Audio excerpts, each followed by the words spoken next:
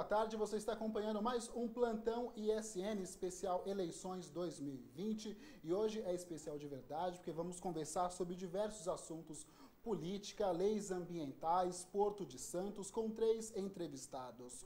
Um deles é o ex-secretário de Portos de Santos, Cláudio Fernando de Aguiar, também Kim Kataguiri, do DEM, ele é deputado federal, e Paulo Pasquini, ele é porta-voz do MBL.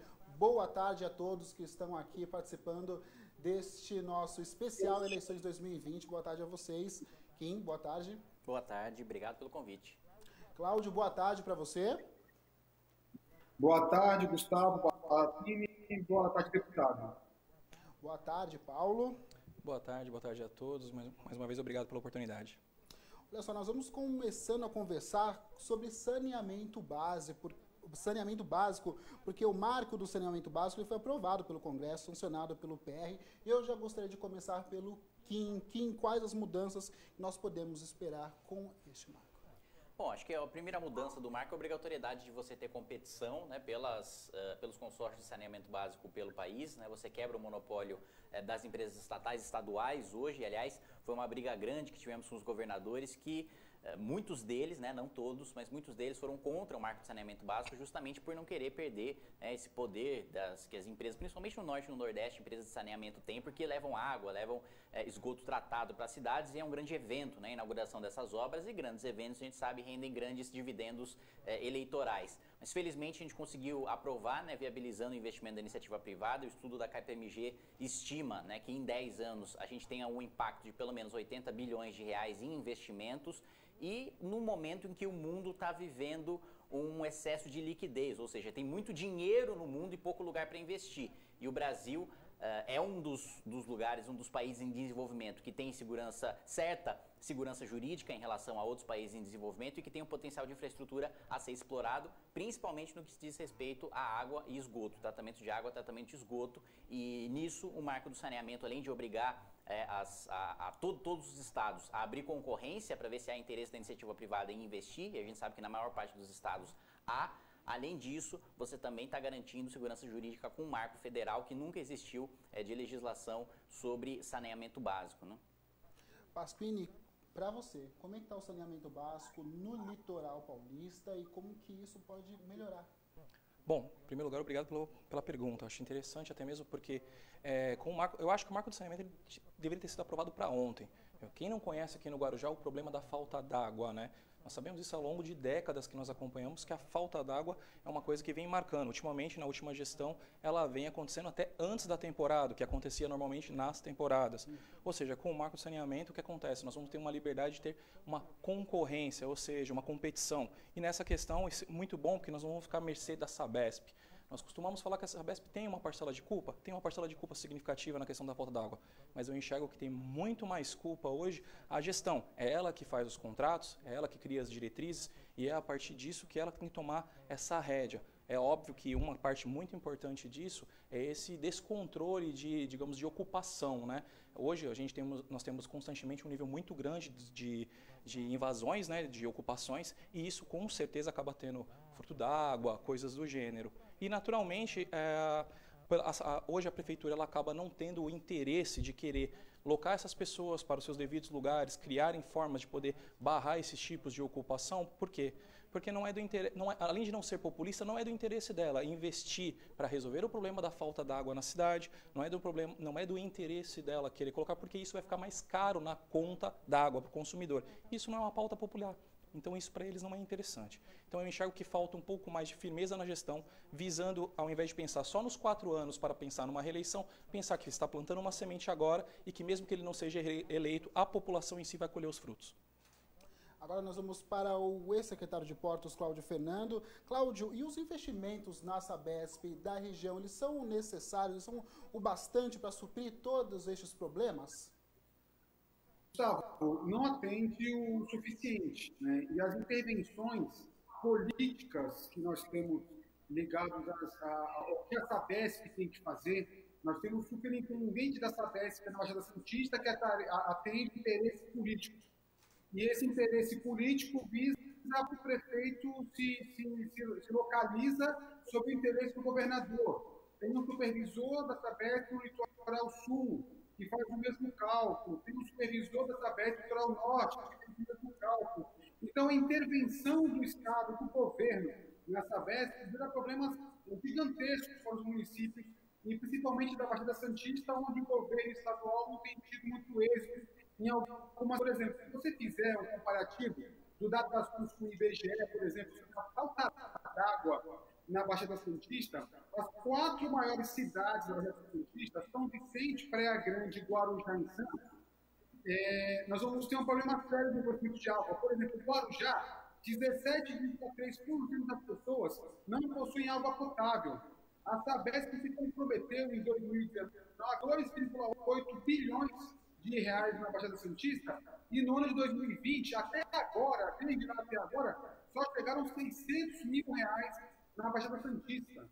Quando você pega esse investimento e você transporta ele para o esgoto, por exemplo, na cidade de São Vicente, 26,5% da população não possui esgoto.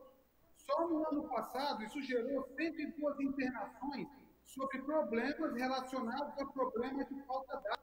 Enquanto isso, a Sabesp, com 3 semestres do ano passado, no terceiro semestre, faturou 1,2 bilhões de reais. Ela dobrou o faturamento no mesmo período do ano passado, onde o governo estadual, dentro da sua participação na Sabesp, que ainda é a participação majoritária, faz política com a empresa, dessa forma levando o problema para todo o Estado e para os municípios que não têm apoio direto ao governo do Estado. Bom, agora já conversamos sobre o saneamento básico, agora, pessoal, vamos conversar sobre meio ambiente, porque a lei do licenciamento ambiental, algumas pessoas acreditam que ela deve mudar. Qual a sua opinião sobre isso, Kim? Ela deve mudar? Não, com certeza. Na verdade, hoje nós não temos legislação federal sobre licenciamento ambiental, né? O licenciamento existe no nosso ordenamento jurídico há 39 anos, mas até hoje não existe lei federal sobre o tema. Ela é tratada por mais de 27 mil normas, o licenciamento ambiental, porque a legislação ambiental é competência concorrente, né? Dos estados, da União, dos municípios. E nós temos 27 mil legislações que a gente não consegue cumprir, não consegue seguir, porque muitas vezes elas são contraditórias entre si. Então, como é que você explica para um investidor externo que para fazer um investimento aqui no Brasil, você precisa do aval de vários órgãos diferentes, não só do órgão licenciador, da Secretaria de Meio Ambiente, mas do IFAM, da Palmares, do ICMBio, da FUNAI, de vários outros órgãos intervenientes que fazem parte, que dão pitaco ali no licenciamento ambiental, e no final das contas o Ministério Público, quando discorda daquela interpretação que a Secretaria de Meio Ambiente deu para aquele licenciamento ambiental, pode embargar a obra completamente. Então, primeiro, aprovar a legislação, do qual eu sou relator, a Lei Geral do Licenciamento Ambiental, para dar segurança jurídica para os investidores. E mais do que isso, garantir que a gente tenha a compensação ambiental voltada para o meio ambiente, né? Um exemplo muito claro disso é que na construção da hidrelétrica de Belo Monte, você teve a exigência para o empreendedor, para compensar os impactos ambientais, da construção de uma Câmara de Vereadores. O que Câmara de Vereador tem a ver com o impacto ambiental causado por uma hidrelétrica? Do estádio de futebol, né? O prefeito exigiu que se construísse um estádio de futebol para compensar os impactos ambientais. Um estádio de futebol para 5 mil pessoas numa cidade que tem 13 mil habitantes e não tem time de futebol. Então, a gente precisa acabar com essa politização do licenciamento ambiental, que faz com que todo mundo pague uma conta de luz mais cara, uma conta de água mais cara, uma conta do saneamento básico no geral mais caro, porque dentro das compensações ambientais incluem coisas que não têm absolutamente nada a ver com o meio ambiente. Então, a gente quer trazer racionalidade para o licenciamento ambiental, tanto para ter segurança para o investidor, e eu encomendei um estudo para a Fundação Instituto de Pesquisa, que mostrou que em 10 anos o potencial do meu relatório do projeto de lei geral de licenciamento ambiental pode gerar até 120 bilhões de reais e 2 milhões e 600 mil empregos, a maior parte deles na construção civil, que é um setor que emprega rápido e paga bem. Então, nesse período pós-pandemia, é fundamental que a gente aprove o licenciamento ambiental para retomar o investimento em infraestrutura no nosso país, trazer esse capital externo, né? Nós temos mais de 3 trilhões de dólares parados no mundo em bancos que ou estão com juro zero ou estão com juro negativo. As pessoas estão pagando para deixar o dinheiro no banco porque a liquidez está muito alta e trazer esse investimento para o Brasil em infraestrutura é fundamental para a gente gerar emprego, gerar renda, diminuir o custo do Brasil também de transporte e logística. Todos, aliás, vocês conhecem muito melhor do que eu os problemas dos portos, né, e todo o custo que isso gera para o consumidor brasileiro que importa, ou mesmo para deixar mais caro a exportação, e a gente exporta menos em razão disso. O agronegócio brasileiro poderia estar produzindo o dobro, sem derrubar uma árvore sequer, só se a gente melhorasse as questões de infraestrutura, ferrovias e portos principalmente. Então, é fundamental, necessário, urgente. O Congresso Nacional debate licenciamento ambiental pelo menos desde 1988. E eu já sou o 7º relator da matéria. Já passou da hora, o debate já está mais do que maduro para a gente aprovar essa lei, para tanto preservar o meio ambiente, e meu relatório tem um potencial de reflorestar 13 milhões de hectares. 13 milhões de hectares, a gente sequer tem a noção de quanto é esse número, e também trazer, como eu já disse, os 120 bilhões de reais de investimento para o nosso país. Mais de 30 anos de debate, né, Kim? Bastante mais de 30 tempo, anos né? de debate. Mas, já vou falar com você, vou deixar dessa vez você por último, porque eu também quero um pouco da opinião do Cláudio em relação a como o administrador ele pode ajudar na modernização da lei. Você viu que o deputado ele comentou sobre quantos anos demorou, ele é o 7º relator para poder fazer essa modernização. E como você vai fazer uma ligação direta com a econômica, os prefeitos das cidades, eles possuem sim, de forma direta e indireta, relações que poderiam auxiliar o deputado a conseguir alcançar esse objetivo, porque quando a gente vai falar de questão ambiental, a gente tem que falar do político da coisa. Né? Existem partidos que defendem todas as formas de manter o meio ambiente, mas eles não conseguem fazer isso para isso de modo econômico. O quanto economicamente a gente poderia fazer a compensação dessas áreas em outras regiões para poder gerar emprego, para poder gerar desenvolvimento, porque toda vez que você gera emprego, que você vende, você paga imposto, esse imposto ele pode virar educação, saúde, entre outras coisas. No entanto, nós vamos ter bandeiras de várias cores, e aí o governador, ele faz como o governo estadual, por exemplo, lá. O governador ele faz uma pesquisa, o que eu tenho que falar hoje para poder ficar bem com a população, e se de repente a defesa ambiental for positiva, ele vai fazer defesa ambiental. Se de repente a defesa não ambiental for positiva, ele vai fazer. Então não tem que politizar, tem que olhar o país como um todo para poder gerar esse desenvolvimento e que a ligação entre os prefeitos e os deputados possam fazer com que isso passe de forma mais rápida no Congresso Nacional para que possa gerar resultados. Aqui na Baixada Santista, nós temos um aeroporto de cargas que investiu quase R$1 bilhão parado em Praia Grande por questões de licenciamento ambiental, por conta de uma tribo indígena que tem 16 pessoas lá, 16 índios na região lá, houve os licenciamentos, quando chegou no último licenciamento, o primeiro estava vencido. Como é que você gasta mais de R$1 bilhão para descobrir que você não vai colocar o seu aeroporto? Aqui no Guarujá, por exemplo, o aeroporto do Guarujá foi parado na sua primeira ocasião, porque a oposição demonstrou que existe um lixão numa das cabeceiras e existia a probabilidade de um urubu entrar na turbina e o avião cair. E com isso nós temos 2 aeroportos parados que deixou de gerar desenvolvimento, deixou de gerar emprego, deixou de gerar impostos para poder melhorar a situação caótica quando você fala em situação financeira. Então, os prefeitos fazem parte do debate, sim. Independente de eles não serem deputados, eles fazem parte do debate porque as pessoas elas vivem nas cidades. E as cidades fazem parte do Estado e da nação. Então, o administrador tem que estar preocupado em conhecer a matéria e, sim, fazer interferência entre os partidos para que esse tipo de matéria possa passar o quanto antes. Agora é você, pastor. Como que essa lei ela pode melhorar as questões no Guarujá, em outras cidades do litoral sul, litoral norte?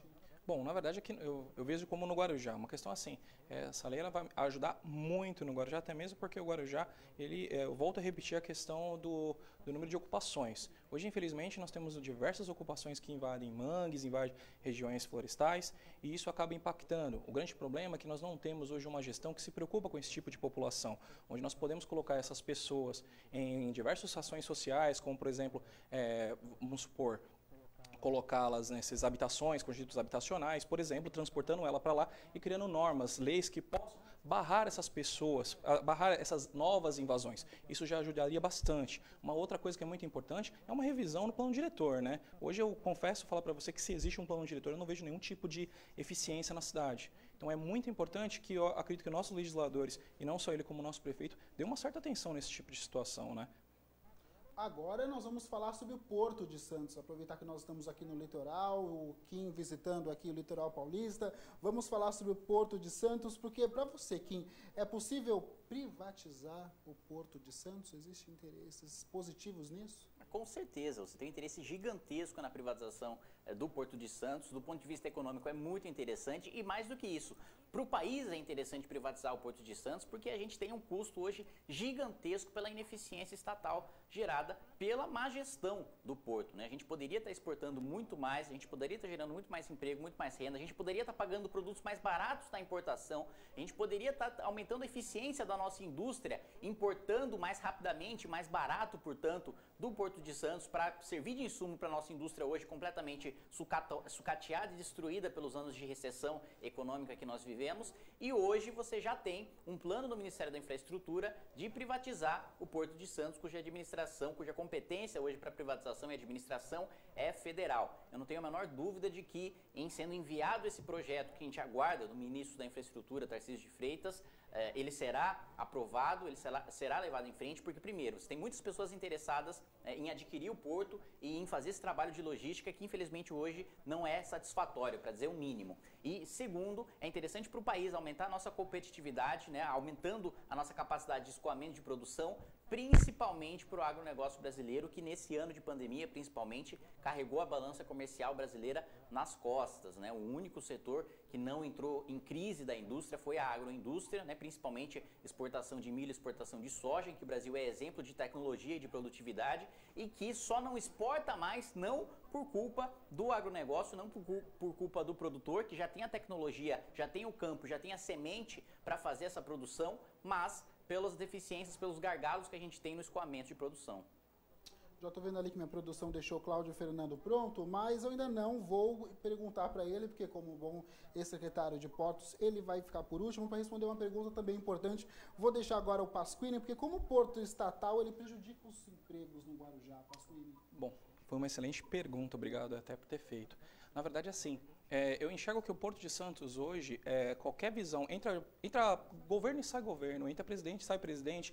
Na verdade, em vez de eles se preocuparem com a eficiência do porto, primeiro eles vão ver se existe um bom lugar para colocar os seus amigos, ou seja, um baita balcão de negócios. Isso não é uma questão só de ver a nível presidencial. Nós vamos usar um exemplo do ex-presidente da Câmara de nossa cidade e também ex-deputado federal Marcelo Squacione, envolvido na Operação Tritão, ou seja, operação que ao longo de décadas, ou seja, desde os anos 90, envolvendo Michel Temer. Então, o que eu vejo é o seguinte, eles se preocupam muito nessa questão de colocar balcão de negócios ao invés de gerar eficiência, gerar uma eficiência. Isso já é uma cara que a estatal não dá certo. Favorece a corrupção. Não há dúvida sobre isso. Em segundo lugar, Guarujá em si não mostra nenhum tipo de atrativo para influenciar que venham novos investidores. Eu vejo, por exemplo, que os impostos de Santos são bem mais atrativos do que os impostos da nossa cidade, impostos municipais. É isso que a gestão poderia muito bem trabalhar de uma forma inteligente, criar uma estratégia no qual para poder reduzir, atraindo isso, gerando economia e novos empregos. Agora vamos conversar com o ex-secretário de Portos, Cláudio Fernando Aguiar, porque o assunto é especial para ele aqui, que pode falar um pouco mais, com mais embasamento sobre isso. Cláudio, qual que é a sua opinião sobre a privatização dos portos? Sabe que o porto é o motivo de existir todas as cidades aqui da Baixada Santista, bem como movimenta 70% daquilo que fica no estado. No entanto, o Pasquini falou algo muito interessante, porque é a extensão do quintal da casa de alguns governos, né, por conta das indicações políticas. Mesmo quando secretário, nós temos um lado aqui no Porto, que é a profundidade, né, a barcaça que faz a manutenção do Porto Santo, que hoje tem um calado de 15 metros, não pode receber diversos navios, inclusive navios para roteiro. E aí foi fazer uma solicitação para que seja renovado o contrato da dragagem do Porto de Santos para poder manter. E a preocupação naquela época, eu estava falando com o Michel Temer e com Padilha, era qual empresa poderia fazer a dragagem, que é um processo muito importante. Eu fiquei assustadíssimo, porque você vai a Brasília para poder falar de geração de emprego do portal, do portão do Brasil, e aí de repente você encontra o presidente preocupado com qual empresa irá fazer esse trabalho. Então, não vejo a hora da privatização do Porto de Santos que isso possa acontecer, para que o porto se torne mais competitivo. Quando você faz um paralelo entre o Porto de Paranaguá e o Porto de Santos, mesmo o Porto de Paranaguá ainda não sendo um porto totalmente privado, ainda vale a pena você levar a sua carga para Paranaguá e trazer o produto de lá para o estado de São Paulo de caminhão, pagando os maiores pedágios da história do mundo, né? Porque o Porto de Santos se tornou ineficaz e as empresas hoje fogem do Porto de Santos. Então, está no quintal de casa, mas infelizmente é de interesse político nacional que a privatização possa acontecer para que possamos ter um porto competitivo e, dessa forma, aumentar a arrecadação do município. Levando também em consideração outro item, né? Para poder completar. Hoje, o Brasil possui 4.000 fiscais da Receita Federal. Na parametrização é escolha se você abre o contêiner ou não. Na parametrização, de cada 100 contêineres que nós temos dentro no Brasil, 92 entram com o aberto, trazendo droga, trazendo produtos de contrabando, trazendo produtos de descaminho. 92%. Enquanto a Argentina, ela possui 20.000 fiscais da Receita Federal, e de cada 100 contêineres, 90 são abertos. Então, além da privatização ser algo urgente, a privatização da fiscalização também vai para poder ir à frente contra a contravenção no país. Agora, de fato, podemos entrar no assunto eleições 2020. Kim, nós estamos em meio a uma pandemia mundial. Como você acredita que isso pode afetar as eleições esse ano? Eu acho que mais do que nunca as campanhas precisam ser digitais, né? Precisam ser pelas redes sociais, uma coisa que já veio com muita força em 2018, né? Pela diminuição do custo, pela espontaneidade também das pessoas trabalhando com voluntários, né? Cada vez mais a figura do velho cabo eleitoral sendo financiado com dinheiro de campanha vai morrendo, né? O líder comunitário que é comprado pelo deputado estadual, pelo prefeito, pelo candidato a vereador, perde aí o espaço para uma campanha com mais engajamento da população, né? A política está menos elitizada, né? Antes, quem participava do debate público era basicamente elite intelectual, elite financeira do país, que comprava o jornal, que acompanhava os embates de Brasília. Hoje não, hoje todo mundo tem acesso via rede social, não só de acompanhar o que está acontecendo, mas também de participar. Eu acho que isso deve ser fundamental e deve pautar os candidatos nessas eleições. Primeiro, a campanha mais econômica possível, né? Ainda mais. E aqui eu sou um crítico e aprovei no ano passado a emenda para barrar o aumento do fundo eleitoral, né, que é dinheiro público para financiar a campanha política. Também a população verificar se o candidato está utilizando dinheiro público para fazer a própria campanha. Eu acho que assim como qualquer cidadão tem que se virar para abrir o seu negócio, pegar um empréstimo no banco, pegar um empréstimo com um amigo, tirar o dinheiro da própria poupança, o político tem que fazer a mesma coisa. Tem que se virar para arrumar o financiamento da própria campanha, para arranjar voluntários. Se ele precisa de dinheiro público para financiar a própria campanha, significa que ele não tem apoio de voluntários o suficiente, o que significa que a sua ideia não merece ser representada no parlamento municipal, estadual ou federal. Então, campanhas cada vez mais digitais, com participação de voluntários e também mais econômicas, né, com mais a voluntariedade dos militantes de campanha do que com cabos eleitorais pagos, né? Cláudio, você, além de secretário de Portos, já foi candidato ao governo do estado de São Paulo. Como que você avalia esse cenário entre Dória e Bolsonaro, Bolsonaro e Dória? Você vê que agora nós criamos uma plataforma, né, dos que amam e dos que odeiam, e aí a gente não consegue desenvolver um país, porque o país ele deixou de ser discutido por ideias, mas ele passou a ser discutido por lados, né? Então, o Dória vem recentemente tentando conseguir a eleição dele para 2022 da presidência da República. O presidente também preocupado em mostrar nada disso. Nós temos aí uma gripezinha que já chegando em 150.000 pessoas mortas no Brasil. E a rede social se tornou o principal meio, o principal caminho para que as pessoas possam discutir isso. Agora, o revantismo não vai levar a nada. Hoje, quando você olha as redes sociais, é uma verdadeira briga. Eu não vou votar em ninguém que é ligado ao presidente. Eu não vou votar em ninguém que seja ligado ao Dória, ou à esquerda, ou à direita. Enquanto isso, as ideias caem pelo ralo. O sistema democrático vai se exaurindo porque nós estamos querendo criar um modelo ideal, um modelo que todo mundo aceite, mesmo que seja à força esse modelo. Então, essa polarização, ela leva as pessoas com menor conhecimento político ao erro, e muitas delas até gostariam de não participar da eleição. Eu vejo campanhas, não é melhor pagar a multa por não votar do que ter que escolher um candidato. Não, nós temos que olhar os projetos dos candidatos. Às vezes o candidato ele não é muito conhecido, mas ele tem um bom projeto. Às vezes o candidato ele não é uma pessoa popular, mas ele tem boas intenções, ele sabe o que fazer caso ele esteja lá. Uma pergunta, o seu vereador que você vai votar, ele vai fiscalizar o prefeito? Porque se ele não for fiscalizar o prefeito, se ele não tiver coragem de fiscalizar o prefeito, não importa se ele é ligado ao Bolsonaro ou ao Lula, ele não serve para nada. Então, nós temos que fazer uma análise ampla sobre o que está sendo feito, olhando principalmente as propostas. O Cláudio falou dessa questão de esquerda e direita. Pasquini, como que você avalia essa questão em relação aos candidatos deste ano, tanto para prefeito como para vereador, aqui no litoral? Certo. Na verdade, assim, eu enxergo que hoje o assunto está extremamente polarizado, né? Eu enxergo hoje que o pessoal está vendendo a ideologia política como se fosse uma caixa de bombom.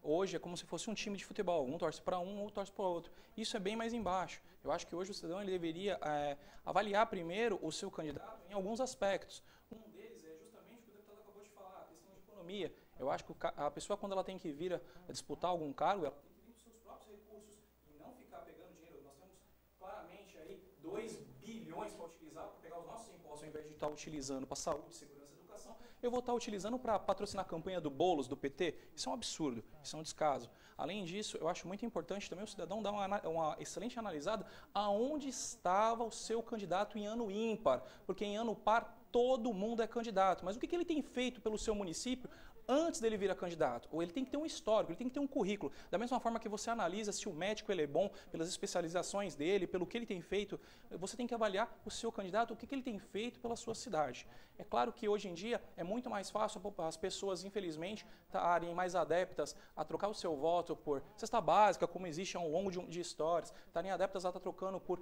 gás. Infelizmente, o assistencialismo em nossa cidade está muito enraizado. Então, hoje eu aconselho o candidato a avaliar. É a mesma forma de você ter um filho pequeno e você precisa de uma babá. Você destrincha a vida dela por completo para saber se ela é boa para cuidar do seu filho. Nós estamos falando de um vereador ou de um prefeito que ele vai cuidar do seu filho, do seu pai e da sua mãe.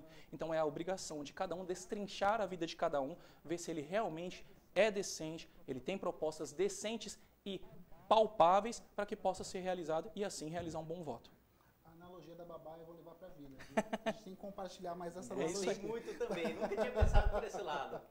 Essa foi boa, parabéns, viu, Pasquini? Agora a gente continua aqui falando sobre pandemia, mas mudando um pouco o foco para a economia.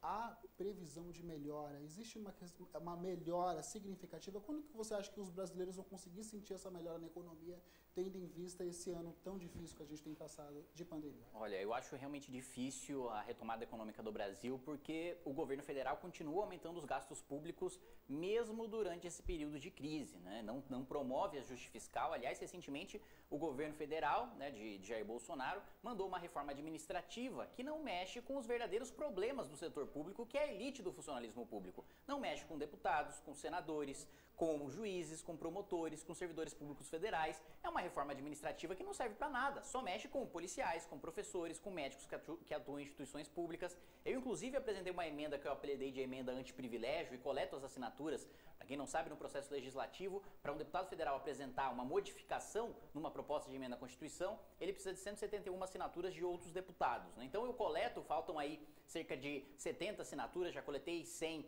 e tenho utilizado muito a pressão popular e o trabalho de coordenadores locais como o Pasquini, também para pressionar os colegas a assinar e incluir todo mundo, do presidente da República ao deputado, senador, ministro do Supremo Tribunal Federal. ou tem reforma administrativa para todo mundo ou não tem para ninguém. É um absurdo durante o período de pandemia a gente ter gente sobrevivendo com R$300, né, que agora é o novo valor do auxílio emergencial, enquanto você tem juiz, ou mesmo ministro do Supremo Tribunal Federal, com R$100 mil por mês, somando o salário com todas as indenizações, com todos os benefícios, e mais os 2 meses de férias, né? Quem é que durante o período de pandemia pode receber 40, 50, 60 mil reais e ter mais 2 meses de férias financiados com o suor, com o choro e com o sangue do trabalhador da iniciativa privada, né? Só os deuses do Supremo Tribunal Federal, só os deputados, senadores que moram, né, na bolha de Brasília. A gente precisa cortar gasto na carne para poder aí sim incentivar a atividade empreendedora reduzindo o imposto, né? A carga tributária maior dos países da América Latina está no Brasil proporcionalmente, para poder reduzir gasto público ou mesmo para a gente ter mais espaço para investimentos da iniciativa privada, enfim. Facilitar o ambiente de negócios para gerar emprego, para gerar renda, para gerar oportunidade para quem trabalha, porque no Brasil, infelizmente, os valores são invertidos, né? Eu costumo citar um dado da Secretaria do Ministério da Justiça e Segurança Pública, né, que mostra que no Brasil apenas cerca de 8%, né, dos crimes são elucidados, né? Ou seja, você chega no autor do crime em apenas 8%. A chance de você cometer um crime e não ser descoberto no Brasil é de 92%. Agora, a gente pega dados do Sebrae, uma empresa, a chance dela ir à falência, né? Se você começa uma pequena empresa, uma mercearia, né, um pequeno mercadinho, você vai vender pipoca na rua, você vai vender água no semáforo, a chance de você ir à falência em 4 anos é de 60%. Ou seja, no Brasil vale mais a pena matar e roubar o empresário do que você abrir uma empresa. E esse tipo de valor invertido que a gente precisa mudar. Pasquini, em relação à retomada da atividade econômica aqui no litoral, o que tem sido feito já está de bom tamanho ou só reabrir já está ótimo? O que precisa ser feito para melhorar? Bom, na verdade eu só enxergo um caminho para a retomada econômica na nossa cidade. Eu costumo falar que é um projeto de lei que já existe, já foi aprovado em São Paulo pelo vereador Fernando Holliday e também foi aprovado em âmbito federal, que é a liberdade econômica. O projeto da liberdade econômica, na nossa cidade, ele visaria o quê? Oportunidade para os empreendedores. Nós iríamos acabar com a burocratização, vamos desburocratizar. Essa seria a principal função. Fazendo isso, eu gero mais oportunidade para as pessoas hoje, para o empreendedor que está obscuro, ou seja, aquele empreendedor que infelizmente trabalha de forma ilegal por estar tendo que fazer diversas tramitações hoje para abrir o seu comércio. Não só isso, também auxiliaria muito as pessoas que trabalham com os trabalhos temporários, sazonais, na nossa alta temporada, gerando mais emprego, mais oportunidade e menos burocracia. Ele poderia entrar, trabalhar de forma legal, sem ser barrado, como nós vemos em inúmeros vídeos, hoje ambulantes sendo barrados, pessoas tentando colocar o seu pão de cada dia na mesa, mas infelizmente por diversas burocratizações, diversas leis desnecessárias, acabam sendo barrados de trabalhar. Melhoraria a economia, fazia o empreendedorismo nascer novamente em nossa cidade, faria com que o comércio local tivesse mais economia, mais dinheiro e automaticamente ele crescendo, ele vai contratar mais pessoas, tendo mais empregos na cidade. Agora, para finalizar com você, Cláudio, no âmbito estadual e federal, o que pode ser feito para melhorar essa questão da economia? Nós temos hoje um Estado, não só o Estado de São Paulo, o país, como geral, muito pesado. Né? Nós temos o Congresso muito caro, nós temos o Judiciário muito caro, nós temos empresas que precisam ser privatizadas porque elas geram muito prejuízo.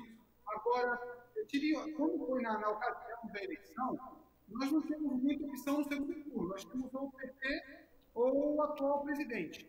Eu lembro que na ocasião eu não queria mais o PT, o que me levou a votar no atual governo foi as promessas da privatização do Correio, privatização de outras empresas que nós temos no governo federal, bem como, na ocasião aqui de São Paulo, eu decidi apoiar ninguém no segundo turno, eu estava discutindo a questão da instalação do pedágio que pertence à família Copa de forma descarada, onde está lá para poder fazer lobby para o deputado estadual, e o governo federal está utilizando as empresas para poder fazer lobby com os deputados federais, para poder ter governabilidade, e no dia que o Estado ele conseguir ser menor, ele conseguir ser mais difícil, ele custar menos, isso vai gerar menos cobrança de tributos, e esse menos cobrança de tributos vai poder gerar um país mais competitivo, um país mais atrativo. E nós temos hoje uma guerra aqui estadual, o sul de Minas reduziu, o sul de Minas possui ICMS menor do que São Paulo e o sul de Minas doa terrenos. Então, todo mundo corre para lá. E aí a gente não pensa em país. E o presidente fez uma promessa que não pôde cumprir a promessa, porque se ele cumprisse a promessa, não aconteceria, mas ele de palavra para poder cumprir a promessa. O governo não teve palavra, enquanto isso ele viveu no caos. Aproveitando que o Cupim falou ainda sobre 8% dos crimes que são solucionados no Brasil, no estado de São Paulo, esse índice caiu para 4%. Então, infelizmente, né, eu não posso falar sobre esse assunto, mas eu tive aí há 7 meses, eu perdi minha esposa num assalto. Se eu não fosse para as redes sociais, se eu não pedisse filmagens, se eu não fosse, eu recebi várias ameaças do lado, conseguimos prender todo mundo, mas se nós dependêssemos do Estado, infelizmente estava ferrado, porque nem um atirador que tentou tirar a bolsa da minha esposa seria preso. Então, o governo, de forma geral, investe em tudo, menos naquilo que importa, que pode gerar emprego, que gera segurança, que gera educação, para poder desenvolver um país melhor. Lamentável. Obrigado pelas palavras, Cláudio. E já finalizando aqui, gostaria de agradecer a presença de todos em nosso programa especial de eleições 2020 aqui na ISTV. Gostaria que você deixasse uma mensagem para todos os nossos telespectadores na tarde desta segunda-feira. Bom, primeiro, muito obrigado pelo convite, obrigado a todos que nos acompanharam. Acho que o recado que tenho para dar nessas eleições de 2020, primeiro ver a trajetória, né, do seu candidato, ver se ele tem legitimidade, se ele tem história. Eu costumo dizer, aliás, que se o seu candidato a vereador precisa ter um cargo de vereador para mostrar trabalho, se ele já não tem um histórico de trabalho pela cidade para mostrar, quando ele for vereador ele não vai fazer absolutamente nada. Quem efetivamente quer trabalhar pela sua cidade, independentemente de onde você seja, já tem trabalho para mostrar independentemente do mandato. Não precisa esperar chegar ao cargo para aí sim mostrar serviço. Esse tipo é o que sempre, como o Pasquini bem disse, aparece em ano par. É justamente quem trabalhou nos anos ímpares que você deve procurar pesquisar a história. Você tem várias pessoas que aparecem com várias propostas mirabolantes, muitas vezes até vereadores prometendo inaugurar creche, inaugurar hospital, que nem é competência do vereador, é do prefeito, né? Isso também é importante saber o que cada cargo faz, né? Vereador não constrói nada. Vereador não manda colocar lombada, vereador não manda colocar semáforo. Isso é prerrogativa do prefeito, não faz creche, não faz hospital, isso é tudo prerrogativa do prefeito. Vereador legisla a nível municipal, decide sobre o plano diretor, decide sobre o orçamento da cidade e fiscaliza, mais importante de tudo, verifica se as instituições públicas estão funcionando, se o orçamento está sendo bem aplicado. E é nesse histórico de fiscalização que você deve basear a sua análise e o seu voto. Pasquini, sua mensagem para os nossos telespectadores na tarde dessa segunda. Bom, eu quero agradecer desde já mais uma vez pela oportunidade e deixar bem claro para todos assim, foi bastante o que o deputado deixou bem claro. Hoje nós temos que avaliar aonde está o seu vereador. Veja o currículo dele, é como se fosse é literalmente uma contratação de um funcionário. Você é o patrão, você é o pagador de impostos e ele é o seu funcionário. O que eu acho é que desde o início nós temos uma Câmara com 17 vereadores que infelizmente nós vemos claramente uma omissão. E é graças a esse tipo de omissão que a bola passa por todos os jogadores e entra no gol. Ou seja, não adianta você questionar que a prefeitura tem feito certo ou errado se nós não temos legisladores, pessoas realmente que estão lá para fiscalizar. Deixando bem claro que avalie realmente se vale a pena você trocar o seu voto por uma cesta básica, por uma caixa d'água ou coisas do gênero e acabar ficando 4 anos sem saúde, sem segurança. E não adianta reclamar de mudanças se você acaba votando nos mesmos. Obrigado. Cláudio, agora a sua mensagem para os nossos telespectadores. Gustavo, obrigado. Obrigado a todo mundo que nos acompanhou. Obrigado, deputado federal Kim Kataguiri, coordenador do MPL, Paulo Pasquim. E é uma frase só. Se o seu vereador não tem coragem de denunciar o prefeito, não vote nele. Muito obrigado. Obrigado a todos que acompanharam este nosso especial de eleições 2020 aqui na ISTV. Lembrando que você pode continuar acompanhando a nossa emissora através do site www.istv.com.br. Também pode baixar o nosso aplicativo para acompanhar a nossa emissora, o ISTV HD, disponível para iOS e Android. E, é claro, ficar sempre bem informado através do nosso portal de notícias, o isnportal.com.br. A gente volta a qualquer momento. Boa tarde.